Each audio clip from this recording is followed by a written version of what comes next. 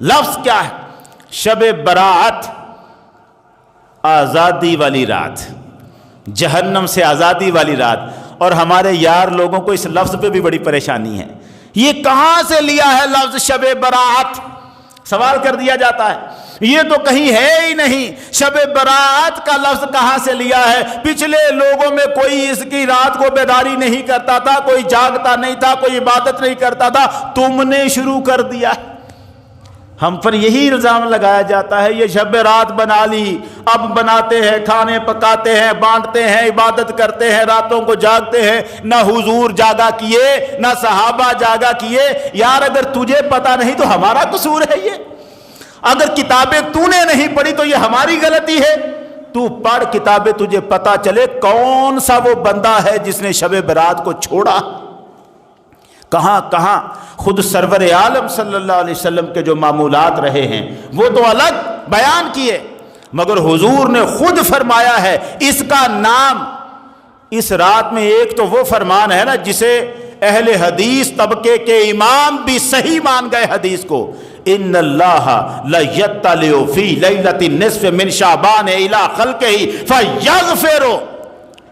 پروردگار اس شعبان کے نصف میں، 15 شعبان جسے ہم کہتے ہیں، اس شعبان میں اللہ اپنی مخلوق کی طرف ایک جلوہ فرماتا ہے، اپنی مخلوق کی طرف دیکھتا ہے، اور ایسے دیکھتا ہے فَيَغْفِرُ لِجَمِيعِ خَلْقِهِ إِلَّا مُشْرِكٍ أَوْ مُشَاهِدٍ، سوائے مشرک کے اور دل میں کسی کے خلاف بغض رکھنے والے کے رب ساری مخلوق کو معاف کر دیتا ہے۔ یہ کس نے فرمایا ہے؟ سرور عالم صلی اللہ علیہ وسلم نے۔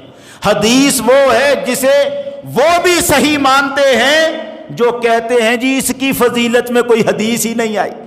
جب نہیں آئی تو تمہارے بڑوں نے اس کو صحیح کیوں لکھا؟ یہ حضور کا فرمان ہے۔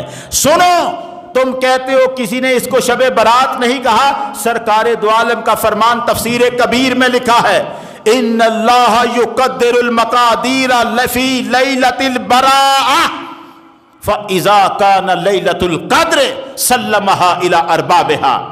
جب رات برات والی آتی ہے رب تقدیروں کے فیصلے فرما دیتا ہے۔ لفظ کیا ہے؟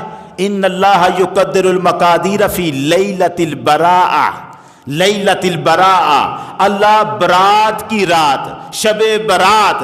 یہ برات وہ نہیں ہے جو شادی میں دولہے کی برات آتی ہے، یہ برات ہے جس کا مطلب ہے آزاد ہونا، آزادی، جہنم سے آزادی کی رات۔ اللہ اس جہنم کی آزادی کی رات میں اس میں تقدیروں کے فیصلے فرماتا ہے، اور پھر جب شب قدر آتی ہے تو وہ فیصلے فرشتوں کے سپرد کر دیے جاتے ہیں، شب قدر میں سپرد ہوتے ہیں، ہو اسی رات میں جاتے ہیں۔ یہی وہ رات ہے جہاں رزق کی تقسیم کے فیصلے ہوتے ہیں۔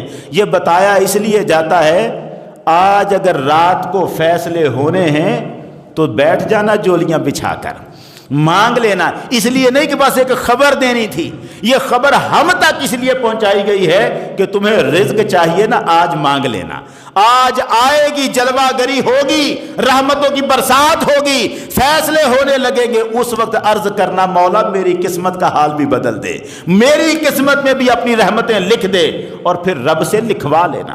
یہ اس لیے